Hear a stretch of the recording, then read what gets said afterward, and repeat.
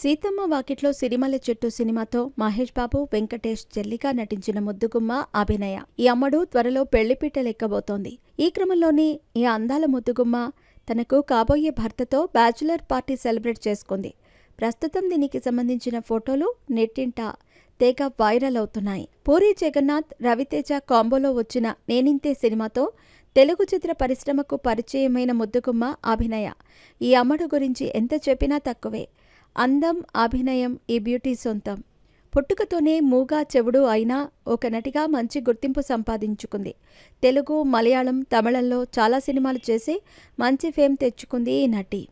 ఇక ఈ మధ్య నటుడు విశాల్తో ప్రేమలో ఉందంటూ పుకార్లు రాగా వాటన్నింటికీ చెక్ పెడుతూ తాను 15 సంవత్సరాలుగా తన స్నేహితుడిని ప్రేమిస్తున్నానని, త్వరలో పెళ్లి చేసుకోబోతున్నాను అంటూ తెలిపిన విషయం తెలిసిందే.